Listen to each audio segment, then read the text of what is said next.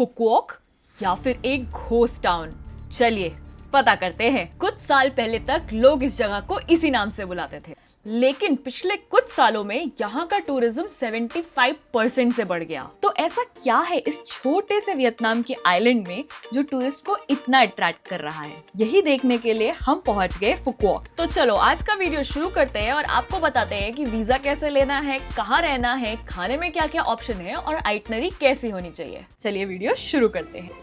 Hi guys, welcome to Phuoc. Phuoc Island is on the south side of Vietnam and yesterday हम direct flight लेके Hanoi से यहाँ पे आ गए and we paid 3000 per person. Phuoc से आप grab taxi ले सकते हो। हमने अपने होटल को बोल के रखा था, उन्होंने कैब भेजी। दे चार्जेस अराउंड 500 समथिंग। अब Phuoc में ना दो मेन एरिया है रहने के लिए। एक आपका सिटी सेंटर हो गया जो कि है डुओंग डोंग टाउन, और एक हो गया आपका विंड वंडर्स का area. Now I suggest you कि आप ये सिटी एरिया में रहो, बिकॉज यहाँ से जो बीचेस हैं और जो विंड वंडर्स का एरिया है दोनों ऑलमोस्ट इक्वी डिस्टेंस पे यानी 30-40 मिनट्स पे पड़ते हैं। इनफैक्ट बीचेस तो और पास भी पड़ते हैं, तो ये आपको एक सेंटर पॉइंट मिल जाएगा। एक दूसरा ऑप्शन ये भी रहता है, बहुत सारे लोग 2 दिन के लिए विंड वंडर्स में रहते हैं और 2 दिन के लिए यहाँ रहते हैं, बट आप अगर फैमिली के साथ तो आपके पास बहुत सामान है तो मैं वो सजेस्ट नहीं करूंगी। आप एक बेस बना लो और वहां से रोज एक बाइक हायर कर लो और उससे बिंदास घूमो।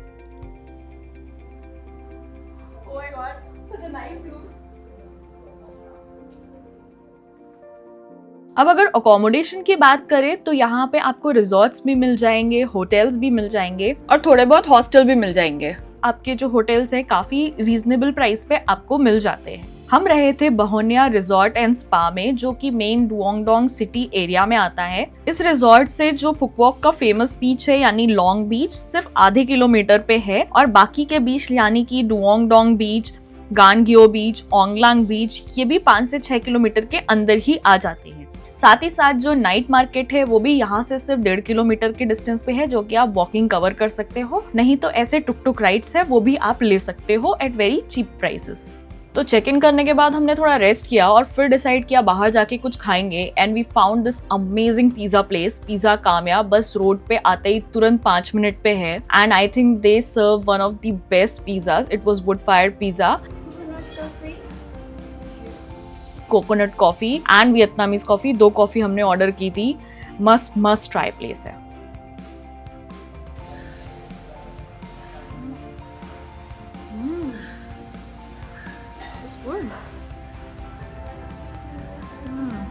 ये कोल्ड कोकोनट कॉफी है and it is even better. Like आपका जो भी वेदर के हिसाब से सापा में हॉट अच्छी लग रही थी और यहाँ पे कोल्ड अच्छी लग रही है। I am fan. I have to learn कैसे बनाते हैं ये। सो सिंस ऑलरेडी 6-7 बज चुके थे तो हमने सोचा अभी हम सिर्फ नाइट मार्केट एक्सप्लोर करेंगे, एंड फ्रॉम दैट पिज्जा कामया टू द नाइट मार्केट रास्ते में बहुत सारे रेस्टोरेंट आते हैं, and if you are a seafood lover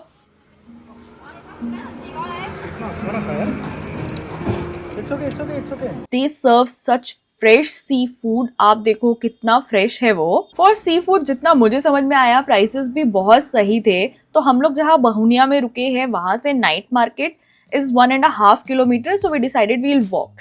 And this is the night market entrance, Kodem Phuoc Market, and आपको यहाँ पे सब कुछ मिल जाएगा जो भी शॉपिंग करनी है आपको। और यहाँ पे ना फ्रूट्स बहुत ही अमेजिंग मिल रहे थे, यानी कि ट्रॉपिकल जो फ्रूट्स का डिलाइट रहता है ना, that you can experience in Phu Quoc. हमने मैंगो ट्राई किया था and this is a jackfruit, और बहुत सारी चीजें हमने सोची पर हम ट्राई नहीं कर पाए। Also it is very famous for pearls, but I don't think so they were genuine. Lot of people were buying, तो आप देख के खरीदो, उससे अच्छे आई थिंक हमारे हैदराबाद में मिल जाएंगे। I don't eat seafood, but यहाँ पे उन्होंने ऐसे एक्वेरियम्स जैसे लगाए थे और उसमें सी फूड उन्होंने रखा था। सो ये भी आप देखो कितना वैरायटी है यहाँ पे। I have seen such kind of seafood जो मैंने और कहीं नहीं देखा है, जो मैंने यहाँ देखा।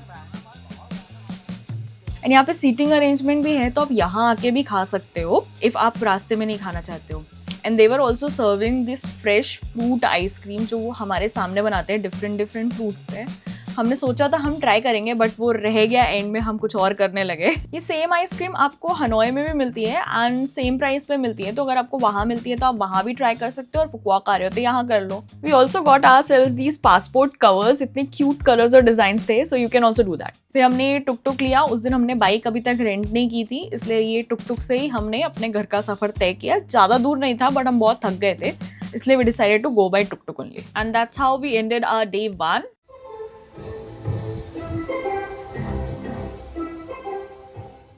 Technically, today is our day 2 in Phuoc and we have come to Win Wonders. Win Wonders is like a Disneyland of Paris in Vietnam. This place is full of attractions, different events and especially sea aquarium. So I'm gonna take you around entire day throughout this place and it's gonna be fun. Let's go. हमने win wonders का ticket उनकी official website से book किया था। मैं आपको suggest करूंगी कि आप क्लुक से बुक करो, बाहर भी काउंटर पे भी टिकट मिल जाता है, बट क्लुक से बुक करने का फायदा ये रहता है कई बार आपको बहुत सारे ऑफर्स मिल जाते हैं और कई बार आपको फ्री ई सिम भी मिल जाता है उस कंट्री का। सो विन वंडर्स ना अपने एक अमेजिंग अट्रैक्शन के लिए जाना जाता है, huge tortoise aquarium. It is a sea aquarium which is inside this huge tortoise structure. Yes, it was amazing and I think it is one of the biggest sea aquarium जो मैंने आज तक visit किया है। तो चलो अंदर चलेंगे और देखेंगे क्या क्या है। Welcome to Atlantis. वाओ, अंदर घुसते ही ना आपको पूरा अटलांटिस का फील देने का कोशिश किया है। If you know it you know it. And यहाँ पे ये जो फर्स्ट एक्वेरियम है, यहाँ पे एक अमेजिंग शो होने वाला है, वो मैं आपको बाद में दिखाती हूँ। एंड सी एक्वेरियम में जैसे जैसे आप अंदर जाओगे, they are tunnels through which you can see lot of marine species like shark, rays, बहुत सारी डिफरेंट वैरायटीज की फिशेस देखी मैंने। एंड अगर आप बच्चों के साथ आ रहे हो तो they will be really fascinated by it. जरूर जरूर उनको यहाँ पे लेके आओ। आपको यहाँ पे ना एक बहुत यूनिक एक्सपीरियंस मिल जाएगा which is deep sea restaurant, यानी कि एक्वेरियम के अंदर ये रेस्टोरेंट है। ऑफ कोर्स थोड़ा सा एक्सपेंसिव है बट बहुत यूनिक एक्सपीरियंस है। And there is a separate section for penguins and बहुत सारे थीम्ड एरिया भी है, जेलीफिश एग्जिबिट है, आइस पैलेस है। So there is so much to see. This sea aquarium is a part of Vin Wonders, तो आपको इसके लिए कोई सेपरेट फीस पे करने की जरूरत नहीं है। I just love sea aquariums. मैं मतलब मुझे मन ही नहीं करता वहां से बाहर निकलने का, और मुझे पूरा यकीन है आप जाओगे तो आपका भी नहीं करेगा, बिकॉज ये टनल के चारों तरफ इतना खूबसूरत बनाया है ना उन्होंने। ओ माय गॉड, उसके बाद जो हमने देखा that became our core memory. Look at that mermaid. अगर आप बचपन में लिटिल मरमेड के फैन हो तो this is like a dream coming true. Amazing.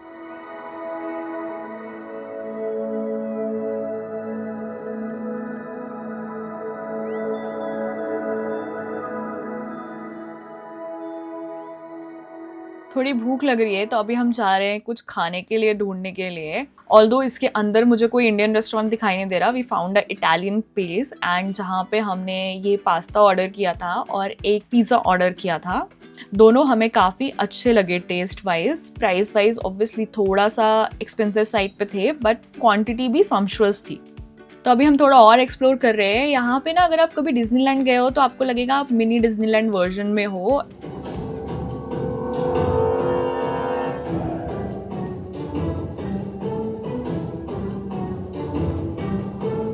So Disney attractions है यहाँ पे, सी एक्वेरियम है और यहाँ पे प्रॉपर वाटर पार्क भी है। तो इट हैज लाइक एवरीथिंग। आप पूरा दिन निकाल के आओ and it is not like very छोटू वाटर पार्क। वहाँ पे प्रॉपर स्लाइड्स है, वेव पूल है, चेंज ऑफ क्लोथ्स लेके आना to enjoy there properly. And finally it is a time for highlight of the day, light, water and fire show.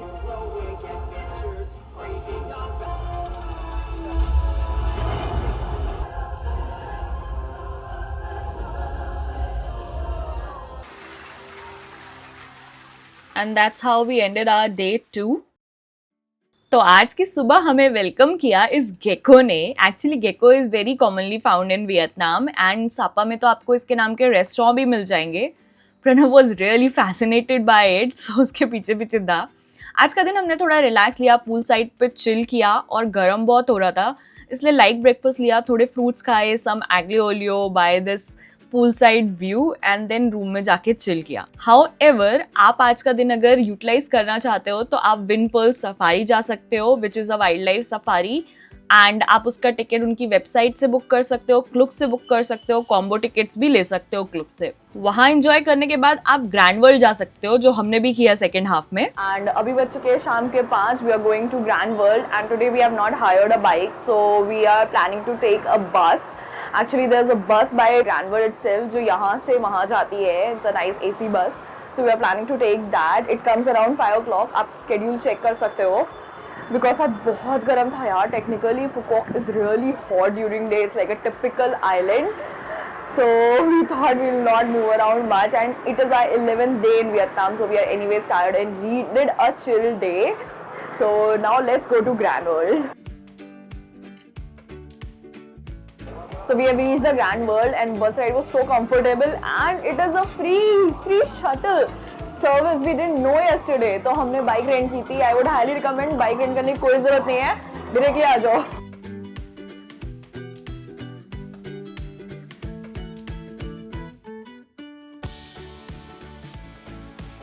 So if you'll see, you'll feel like you are in Venice. पूरा European architecture का feel दिया है, and also just like Europe, you will have a gondola rides also here, so you can enjoy that during sunset.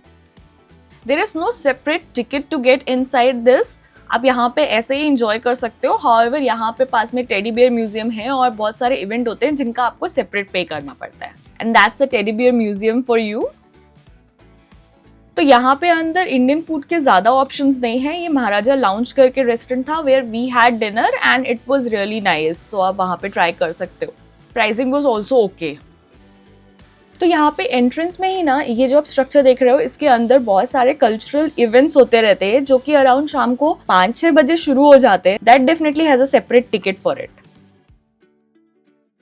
फिर थोड़ी देर यहाँ park में enjoy करने के बाद you can take the same free shuttle service back to the city, and that's how you have ended your day 3।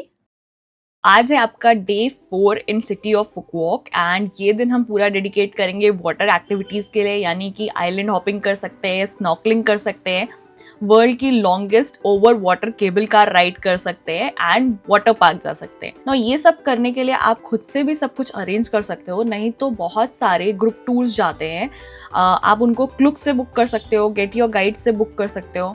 मैं आपको एक आइडिया दे देती हूँ कि ये टूर कैसा दिखेगा। मॉर्निंग में आपको अराउंड 9 o'clock के आसपास पिक करते हैं। पिकअप करके वो आपको बाया स्पीड बोट गैमघी आइलैंड और मेरूट आइलैंड्स पे लेके जाते हैं, जहाँ पे आप स्नॉर्कलिंग कर सकते हो।